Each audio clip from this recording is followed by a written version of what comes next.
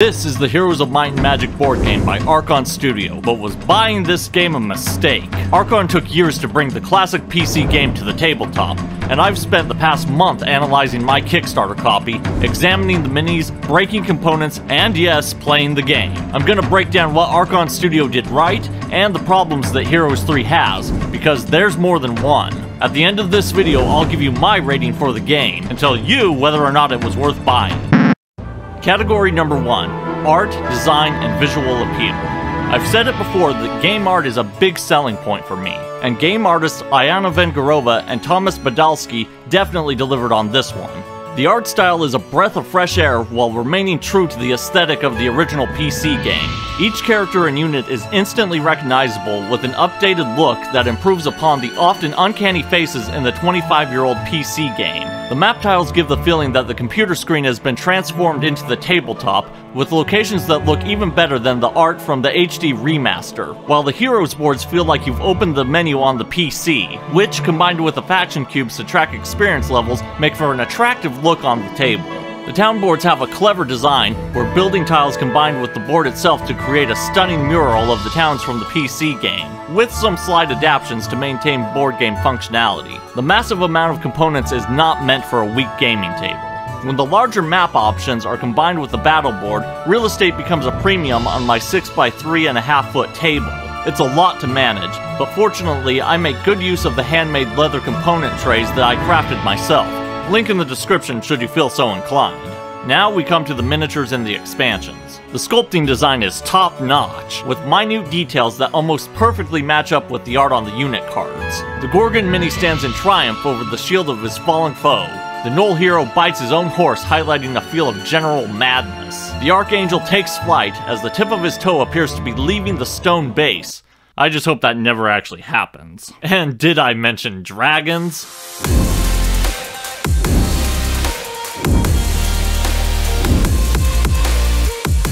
Not only do these look great on the board game, but they are just begging to be used in my next RPG session. I would have liked to have seen a crossguard on the Crusader's sword to match the artwork on the unit card, but that's a minor detail. And the unicorn tail looked odd to me at first, until I realized that it matches the design in the PC game, so no points lost. The sculptors made a bold choice with the wyvern's tail dropping below ground level, and the Hydra's horns are sharp enough to draw real human blood. Overall, Archon chose the right art team for the job.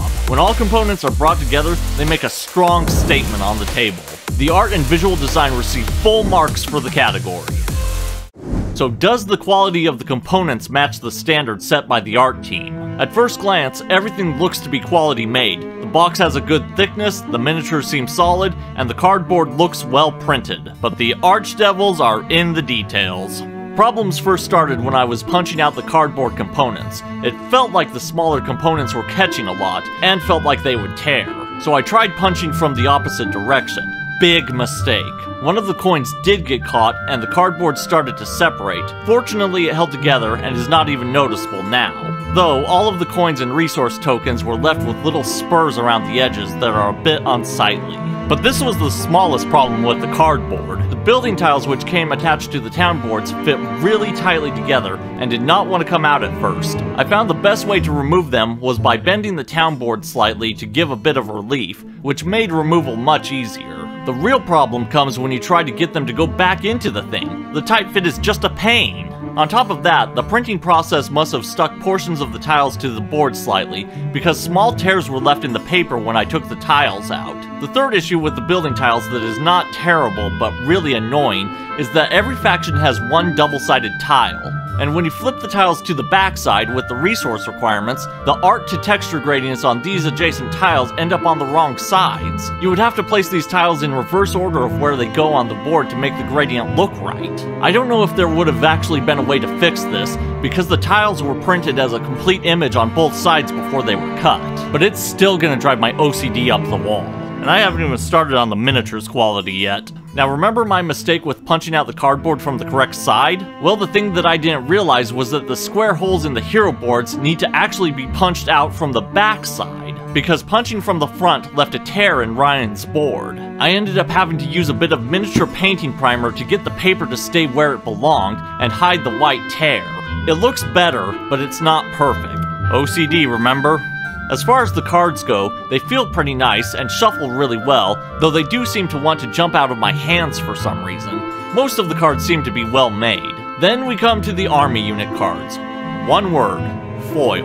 Enter the Magic the Gathering comments. In a perfect world, the addition of semi-holographic foil on the higher power side of the card would be a welcome improvement, but it's not a perfect world. They look nice, but foil cards bend depending on humidity, and my humidity is lower than Shanghai where these were made. You never have to shuffle the unit cards into a deck, so it doesn't break the game, and they are perfectly usable. It is what it is, I guess. The transparent faction cubes make for a nice look on the boards, and you can even see the resource income number looking through them.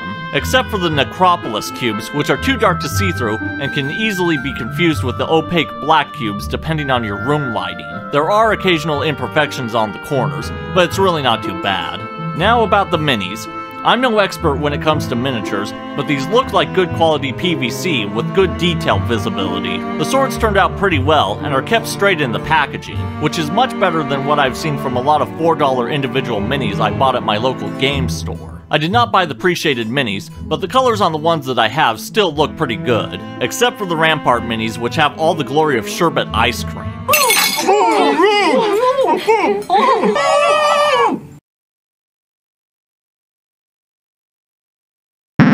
This faction in particular would be improved with a quality paint job, but that brings up the main issue. The minis look solid at first glance, but a closer inspection shows that several, if not most of the minis were manufactured as smaller pieces which were later assembled by gluing them together. This leaves small gaps in places that they tried to hide in the design, but once you see them they are impossible to ignore, and I'm afraid that painting the minis will just make the gaps more visible. I was expecting fully completed minis, not ones that I would have to pull out the green stuff for. I'm still undecided as to whether I'll paint these myself given my lack of experience. The minis all have designated spaces in the box inserts, which will go a long way to preserving them into the future, as well as keeping good organization, though this box is in definite need of some kind of labeling when it comes time to put the minis away. And speaking of organization, Archon Studio put a ton of thought into the box inserts. The core game is awesome in this regard. The coins, the cards, the hex tiles, the boards, everything has a place in the box. And with the plastic lid over the insert, everything stays in the box. After performing a shake test, only a few coins came out of the slots, but they still stayed in the right compartment. You'll probably still want to use some small bags for the faction cubes though, otherwise they'll all mix together, and there's over 100 of them in the core game alone. The expansion inserts likewise have good organizational design, with the exception of the Tower and Battlefield expansions. For some reason, the Tower insert was designed without the plastic lid that the other boxes have, and when I went for the shake test, the components got all over the place. There were even some tokens that managed to get underneath the insert, and the cards are in danger of getting bent in this box. Every time that I open this expansion, I find components out of place. And the Battlefield expansion has absolutely no organization, no insert, not even bags, and you're going to need to find your own way to keep the cards from getting all over the place. This seems to be a bit of a theme for the quality category. The cards are pretty good, except for the bending foil. The minis are pretty good, except for the gaps. It seems that Archon tried to make the game as high of quality as possible, but fell short. The game receives positive 0.25 points for quality and organization. Now, what about the rulebook? This is where things take a downturn. I understood the rules well enough to get started, but the rulebook really only gives a general overview and is really lacking in specific details. At various points in the book, I had to read over a section multiple times to fully understand what it was saying. Part of the problem stemmed from the rules on one page being dependent on another rule described later in the book. I did figure those parts out eventually, but I'm already pretty familiar with Heroes of Might and Magic. Someone who has never played the PC game is liable to get lost in the dozens of mechanics that used to be handled by the computer. It's almost a prerequisite that you enjoy the PC game and tabletop RPGs first. The real problem I have with the rulebook, though, is the sheer number of situations that came up during gameplay that the book does not discuss. I'll talk more about my issues with gameplay later, but I have to mention that a rules problem came up before the game even got started. Because during setup, players select a starting bonus depending on the scenario. One choice is to gain an artifact card by either choosing one of the top two on the deck, or by taking the one already in the discard pile. Well, I took the one in the discard pile, which left that pile empty, So the question was, should the card from the deck go on to the discard pile so the other players have that option available, or are they now forced to choose from the top 2 cards on the deck? The rulebook doesn't say. Another question, if I gain a card to my hand that puts me over my hand limit, do I have to discard down to my limit immediately, or can I wait until the start of my next turn? Again, the rulebook doesn't say.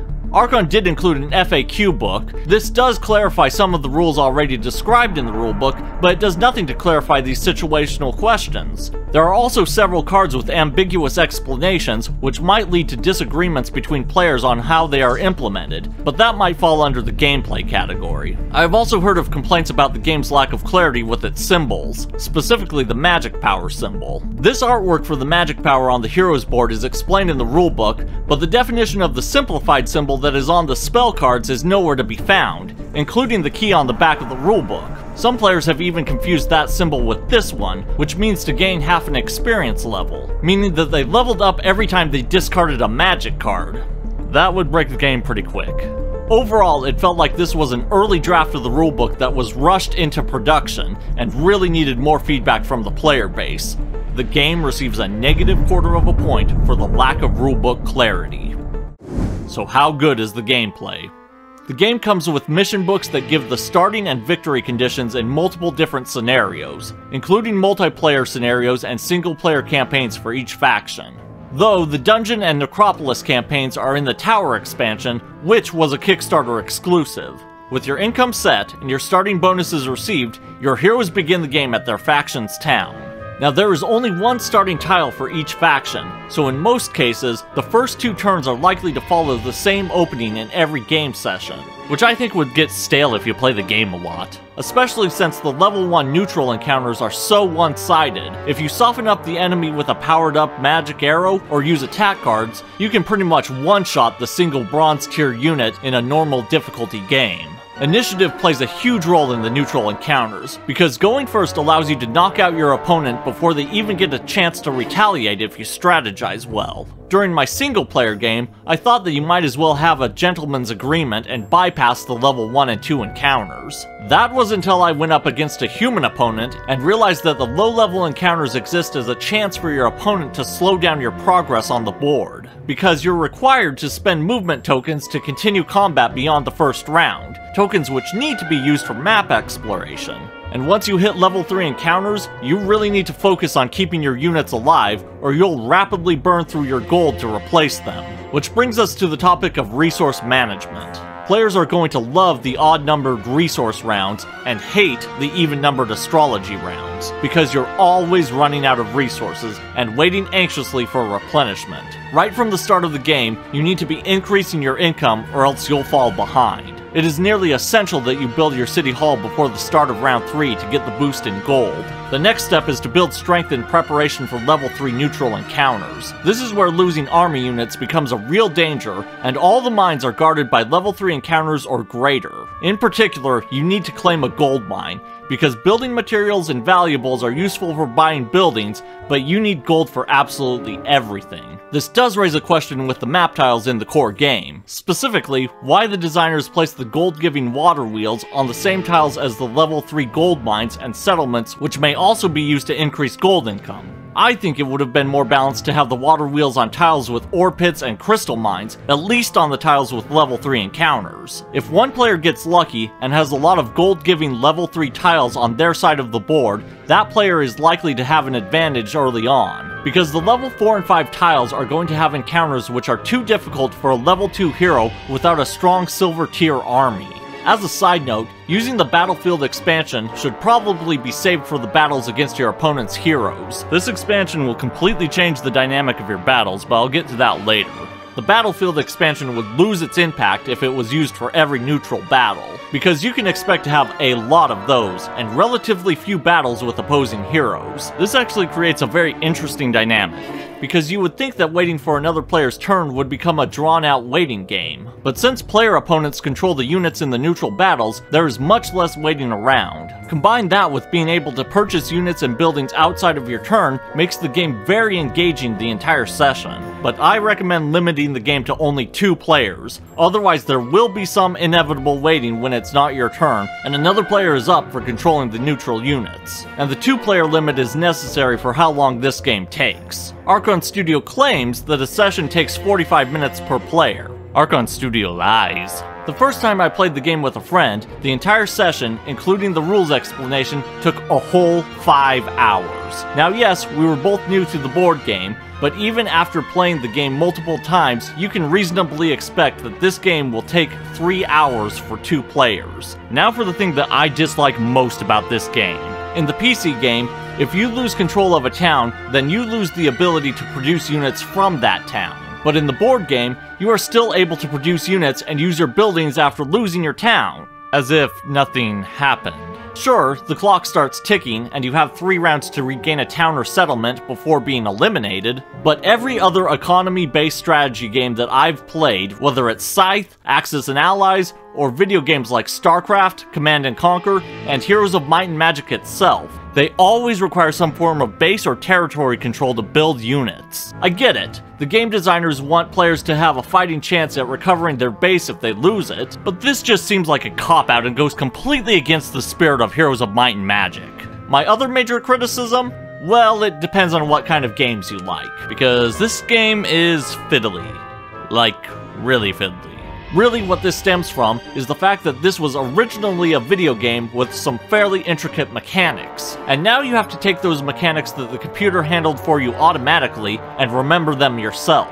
During my game, we were always forgetting about little things. Forgot to search the ability deck at levels 2 and 3. Forgot to retaliate with units. Forgot to use special abilities. Forgot about the city walls. Forgot about the AI deck in the single-player campaign. Even forgot to draw cards at times because there's just so much board management to do. To be fair, this all comes down to the fact that Archon Studio created a tabletop game that strives to be true to its PC predecessor, and it does an admirable job of that. But not everybody is going to enjoy the sheer number of mechanics. As for myself, I just wish I had a better memory, because I did enjoy the game. In my first 2-player game, my opponent rushed to my side of the map before I had even acquired my first gold mine. I had no choice but to rally as many troops as I could afford and engage in combat. This is when we pulled out the Battlefield expansion and unit miniatures, and it took the PvP battle to a whole new level. It felt so much more impactful than the neutral encounters using the basic battle mat, and it felt like Heroes of Might and Magic. So much more than the neutral encounters. I had to use every tactic I had learned from years of playing the PC game, because this battle came down to the wire, with only 1 unit left standing at the end, which happened to be mine. The economic boost from winning the battle made up for my slow start, and both of us focused on rebuilding our armies until we got to the last round when I was up by a single resource mine. My opponent's only chance at victory was to attack me one last time and take one of my mines in a do or die. It all comes down to this moment. You could cut the tension with a knife. He had better cards, but I had a slightly stronger army, and in the end, my past experience playing Heroes 3 won me another battle and the entire game. So is this game worth all the work that went into it? Well, if you're a fan of the Heroes of Might and Magic series, then yes, this game is definitely worth owning, because it is a good game. But with the problems I've talked about, it does fall short of being a truly excellent game. The gameplay receives a score of 1.5 out of 2, giving a final score of 7.5 out of 10. But if Archon Studio revises the rulebook before the retail version is released, it could easily score 8 out of 10. And hopefully they can do even better with their next Heroes game, which I talk about in this video.